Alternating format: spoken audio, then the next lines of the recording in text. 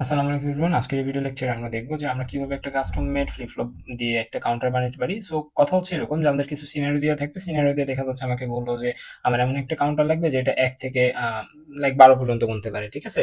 অথবা মানে আমার এমন একটা কাউন্টার লাগবে যেটা হচ্ছে ১ থেকে ১০ পর্যন্ত গুনতে পারে। সো আমরা তো জানি হচ্ছে কাউন্টার আমরা বানাবো, ঠিক আছে? বাট আমাদের ৩ টা ফ্লিপ ফ্লপ দিয়ে যদি আমরা কাউন্টার বানাই তখন আমাদের কত পর্যন্ত গুনতে পারে তারা? আচ্ছা, যদি আমরা ৩ টা ফ্লিপ ফ্লপ দিয়ে বানাই তাহলে সে ৮ পর্যন্ত গুনতে পারে। যদি আমরা ৪ টা ফ্লিপ ফ্লপ দিয়ে বানাই তাহলে সে ১৬ পর্যন্ত গুনতে পারে। বাট তাহলে আমাকে যদি বলে ১০ পর্যন্ত গুনতে হবে তখন আমরা কি করব? তো এই ধরনের সমস্যার সলিউশন গুলো হচ্ছে আমাকে কাস্টম মেড এখানে কিছু বানায় নিতে হবে। যে আমাদের এখানে দেখতেছি আমাদের এই ফিগারটাতে, ফ্লিপ ফ্লপের এই ফিগারটাতে, এটা কিন্তু আমরা অলরেডি করে আসছি। এটা কি ফিগার? এটা হচ্ছে আমাদের একটা আপ কাউন্টার, তাই না? Up ripple counter, right? So এইটাতে আমরা কিভাবে কাস্টমাইজ করতে পারি এটা একটু দেখবো। সো আমরা যেটা করবো, যদি আমাদের দেখা যাচ্ছে বললো যে হচ্ছে ১০ পর্যন্ত গুনতে হবে, ১০ পর্যন্ত গোনার পরে আমাকে রিসেট করতে হবে, তখন আমরা যেটা করবো, ১০ পর্যন্ত গোনার পরে এই ইনপুট পালসগুলোতে, ঠিক আছে, যে ১০ পর্যন্ত গোনার পরে এই ক্লিয়ার বাটনগুলোতে, প্রত্যেকটা ফ্লিপ ফ্লপের ক্লিয়ার বাটনগুলোতে আমরা হচ্ছে জিরো সিগন্যাল পাঠাবো। যদি জিরো সিগন্যাল পাঠাইতে পারি তাহলে তারা সবাই কি হয়ে যাবে, তারা সবাই রিসেট হয়ে যাবে। সো এইটাই একটু আমরা টেকনিক্যালি কিভাবে করতে পারি এটা একটু দেখি। হ্যাঁ, সো দেখা যাচ্ছে আমাদের টিকেট কাউন্টার আমরা পূর্ব বলছিলাম, তাই না, যেটা হচ্ছে ১ থেকে ১০ পর্যন্ত গুনতে পারে। তার মানে কি, মানে ১০ পর্যন্ত কাউন্ট করতে পারে। তার মানে এটা ১ number count, ২ number count, ৩ number count, ৪, ৫, ৬, ৭, ৮, ৯, ১০। অর্থাৎ আমাদের এতটুকু পর্যন্ত সে গুনতে পারবে, তাই না? সো এখানে এভাবে না ধরে, আচ্ছা এখানে আমাদের কাউন্ট কয়টা হচ্ছে, ১টা ২টা ৩টা ৪টা ৫টা ৬টা ৭টা ৮টা ৯টা ১০টা। আচ্ছা, কাউন্ট হচ্ছে কয়টা? আমাদের কাউন্ট হচ্ছে হলো এখানে কাউন্ট হচ্ছে আমাদের ১০টা, কিন্তু ১০ এর বাইনারি ডিজিট কিন্তু এটা। আমরা কিন্তু এখানে যাবো না, আমরা ডিল করবো কিসের সাথে? আমাদের মেশিন আমাদের কয়টা কাউন্ট নেবে সেটা। আমাদের মেশিন এখানে কয়টা কাউন্ট নিচ্ছে? ১০টা। ১টা ২টা ৩টা ৪টা ৫টা ৭টা ৮টা ৯ ১০, ১০টা। সো এইটা অনুযায়ী আমরা এখন কাজ করবো। সো এই যে আমাদের কন্ডিশন কি, ১০ নাম্বারে যখনই আমি পৌঁছাবো তখনই আমি আমার মেশিনটাকে রিসেট করে দিব, ঠিক আছে? সো আমাদের প্রথমে যদি বলে ১০ নাম্বারে পৌঁছানোর পর রিসেট করতে, বা ১০টা আমাদের যদি কাউন্ট লাগে তাহলে আমরা এটা করলাম। যদি আমাদের বলে হচ্ছে ১২টা আমাদের ডিজিট লাগবে, ১২টা পর্যন্ত আমি করবো, তাহলে আমি কি করবো, ১২ নাম্বার পর্যন্ত যাবো, ১১ ১২ এইটার ডিজিটটা আমরা পিক করে নেবো। ফার্স্ট স্টেপ হচ্ছে এটা। করে নেওয়ার পরে আমরা যেটা করবো, এই যে এটাকে যদি আমরা ধরি, হ্যাঁ, সো এটাকে ধরলে আমরা ধরে নিচ্ছি এ নট কাউন্টারটা হচ্ছে আমাদের এটা, ঠিক আছে? এটা হচ্ছে আমাদের এ নট কাউন্টার, এটা হচ্ছে আমাদের এ1 কাউন্টার, এটা হচ্ছে আমাদের এ2 কাউন্টার, আর এটা হচ্ছে আমাদের এ3 কাউন্টার। ওকে, তাহলে আমাদের এই যে যেটাকে আমরা পিক করলাম, এই পিক করা মানগুলো আমরা এখন এখানে বসাবো। এ3 তে কত আছে? 1 আছে। এ3 ডিসপ্লেতে কত দেখাবে? এখানে ডিসপ্লে একটা পাবো আমরা, এই ডিসপ্লেতে আমাদের দেখাবে কত? 1। আবার হচ্ছে আমাদের আর কি আছে, এ2 এ1 এর ডিসপ্লেতে দেখাবে হচ্ছে 0। এখানে একটা ডিসপ্লে আছে, এই ডিসপ্লেতে দেখাবে হচ্ছে 0। এখানের যে ডিসপ্লে আছে এখানেও আমাদের দেখাবে হচ্ছে 0। আর এ নটের ডিসপ্লেতে দেখাবে হচ্ছে আমাদের 1। সো এ হচ্ছে আমাদের বিষয়, তাই না? সো এখন আমরা এটাকে যেটা করবো সেটা হচ্ছে, এই যে আমাদের এইখানের 1টা আছে না, আমাদের কাজ কি? আমাদের কাজ হচ্ছে এদের সবগুলাতে 0 ইনপুট দেওয়া, রাইট? তাহলে আমাদের এগুলোর সবগুলাতে যদি আমরা 0 ইনপুট দিতে চাই, এই স্পেসিফিক কন্ডিশন মেলানোর পরে, ঠিক আছে, যে স্পেসিফিক কন্ডিশন মিলায় তারপর আমরা 0 ইনপুট দেবো, তাহলে আমরা এখানে যেটা করবো সেটা হচ্ছে এখানে একটা ন্যান্ড গেট নিয়ে নেবো, ঠিক আছে? তাহলে প্রথমে আমরা এখানে কি করবো, একটা ন্যান্ড গেট নিয়ে নেবো। পরে আস্তে আস্তে পুরোটা ইমপ্লিমেন্ট করে দিচ্ছি আমি। একটা ন্যান্ড গেট নিয়ে নিলাম। সেই ন্যান্ড গেটের যে হচ্ছে ইয়াটা থাকবে সেটা আমরা এটার সাথে কানেক্ট করলাম। ওকে, এটা আমরা এটার সাথে কানেক্ট করলাম। এখন এই ন্যান্ড গেটে ইনপুট আসবে কয়টা? ইনপুট আসবে হচ্ছে 4টা, এবং সবগুলাকে আমরা কি করে ইনপুট দিব? সবগুলা থেকে আমরা হচ্ছে 1 করে ইনপুট দিব। সো এইখানে যখন আমরা এখানে আউটপুট পাচ্ছি 1, সেই আউটপুট টার্মিনালটাকে এইখান থেকে একটা আউটপুট টার্মিনাল আমরা এইখানে অ্যাড করে দিব। সো এটা 1 আছে, সো এটাকে আমরা 1ই ইনপুট দিচ্ছি।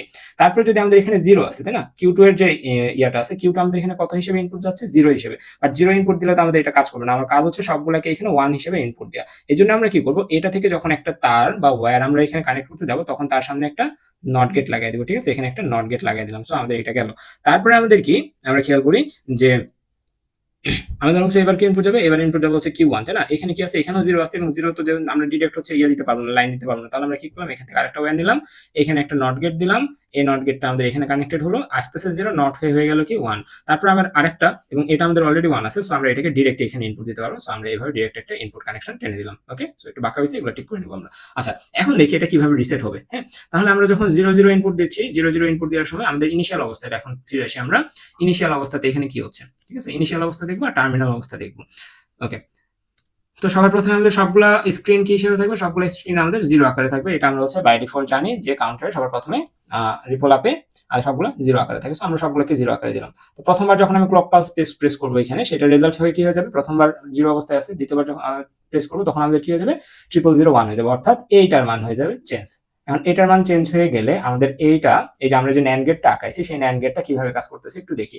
তো এটার মান কি হয়ে গেল 1 হয়ে গেল। এখন এটা পাওয়ার পরে কি আমার মেশিনটা রিসেট হবে নাকি না সেটা একটু দেখবো। তো এখানে ইনপুট আছে কত 0, সো আমাদের এখানে ইনপুট আসতেছে কত 0, তারপরে এখানে যে ইনপুট আছে 0 সেটা ইনভার্ট হয়ে এখানে ইনপুট আসতেছে 1, এখানে আছে 0 সেটা ইনভার্ট হয়ে এখানে আসতেছে 1, এখানে আছে 1 সেটাও আসতেছে 1। তার মানে এগুলা যদি এন্ড করি, এন্ড করলে যেহেতু একটা 0 আছে তার মানে এন্ড এর রেজাল্ট আসবে 0, এবং এখানে 0 আসা মানে এই সাইডে ল্যান্ড হয়ে সেটা হয়ে যাবে কত 1। সো এই যে 1 হয়ে গেল, এবং 1 থাকলে আমরা কি জানি 1 থাকলে সেটা অ্যাজ ইট ইজ কাজ করবে। আমাদের এগুলার সবগুলোর মান যখন 0 হবে তখনই আমাদের এটা রিসেট হয়ে যাবে। সো এটা গেল। সো আমাদের এখানে রিসেট হলো না। পরের বার আমি যখন ক্লক পালস প্রেস করব, পরের বার ক্লক পালস প্রেস করলে আমাদের কি হয়ে যাবে, A1 টা আমাদের কি হয়ে যাবে, A1 টা এখানে একটা ক্লক পালস পাচ্ছে, A1 টা হয়ে যাবে হচ্ছে তখন 0, এবং 1 থেকে যেহেতু 0 হয়েছে অর্থাৎ কি হচ্ছে নেগেটিভ ট্রিগারিং হচ্ছে। সো আমাদের এইখানকার আউটপুটটা কি হয়ে যাবে, এটা হয়ে যাবে 1, আর বাকিগুলো অ্যাজ ইট ইজ থেকে যাবে। এটা কিন্তু আমরা গত লেকচার ভিডিওতে দেখছিলাম, তাই না? মানে 0 0 1 0 হয়ে যাচ্ছে। সো এখন যদি আমরা একটু আবার দেখি, এখানে আবার এগেইন 0 আসতেছে, বাকিগুলো আমার কি দেখা দরকার আছে, বাকিগুলো যদি আমরা ক্যালকুলেট করি এখানে এগেইন কত আসবে 1 আসবে।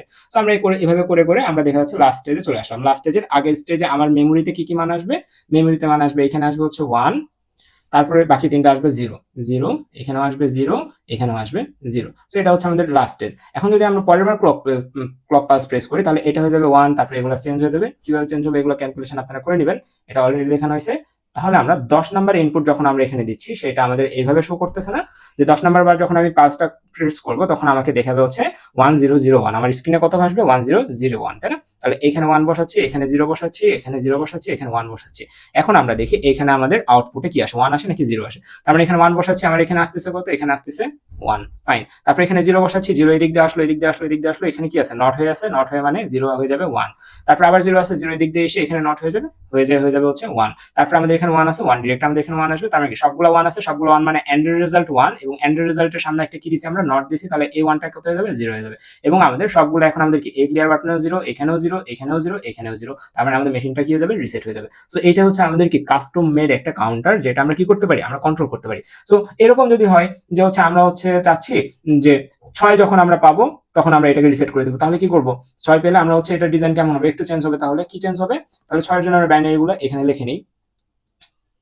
6 এর জন্য আমাদের কি আছে, 6 এর জন্য হচ্ছে আমাদের 0 থাকবে, 1 থাকবে, তারপর হচ্ছে 1 থাকবে, 0 থাকবে, এটাই তো না? তাহলে এই যে আচ্ছা 6 বলতে আমি হচ্ছে 7 এর জন্য দেখাচ্ছি।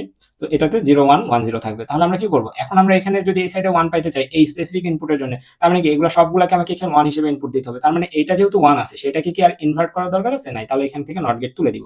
বাট এটা আমাদের 0 আছে, এটাকে অবশ্যই আমাকে ইনভার্ট করতে হবে। সো এখানে আমরা একটা নতুন নট গেট লাগিয়ে নিব। তারপর আমাদের এটা 1 আছে, অ্যাজ ইট ইজ এটা ইনপুট যাবে, এখানে আমাদের কোনো নট গেট থাকবে না, এটা 0 আছে, সো এখানে আমরা একটা নট গেট লাগিয়ে দিব। সো এইভাবে কিন্তু আমরা কি করতে পারি, এইভাবে কিন্তু আমরা যে কোনো সার্কিটকে একটা নির্দিষ্ট সময় পরে যে নির্দিষ্ট একটা বাটন প্রেস করার মাধ্যমে ওই কম্বিনেশন বা ওই কাউন্ট পর্যন্ত পৌঁছালে ওইটাকে রিসেট করে দিতে পারি, ঠিক আছে? সো এটা হচ্ছে আমাদের রিসেট করার একটা ওয়ে। এবং আমি যেটা ইমপ্লিমেন্ট করছিলাম একটু আগে সেটা ছিল ডিকেট কাউন্টার। এভাবে কিন্তু আমরা যে কোনো কাউন্টার ডিজাইন করতে পারি। আচ্ছা, তার আগে আমি আরেকটা কথা বলে নিই, সেটা হচ্ছে আমাদের এই প্লে লিস্টে আমাদের থিওরিটিক্যাল কিছু পার্ট আছে, এই পার্টগুলোর নোটস হচ্ছে আমরা আমাদের টেলিগ্রাম গ্রুপে দিয়ে দিব।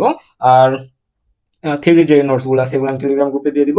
আর আরেকটা ইম্পর্টেন্ট কথা সেটা হচ্ছে আমরা এগুলো যত কাজ করলাম, তার ল্যাচ, তারপর SR flip flop, JK flip flop, master slave, JK flip flop, তারপর হচ্ছে এই আমাদের হচ্ছে এটা কি বলা হচ্ছে কাউন্টার রেজিস্টার, সবগুলো কি আমরা কি দিয়ে করছি, আমরা ল্যাচ দিয়ে করছি, ল্যাচ বা ফ্লিপ ফ্লপ দিয়ে করছি। বাট ওইগুলো আমাদের ইমপ্লিমেন্ট করা শিখলাম ন্যান্ড গেট দ্বারা, তাই না? যে ন্যান্ড, কারণ হচ্ছে ন্যান্ড গেটই হচ্ছে যে সবচেয়ে বেশি ইউজ হয় আমাদের, ঠিক আছে?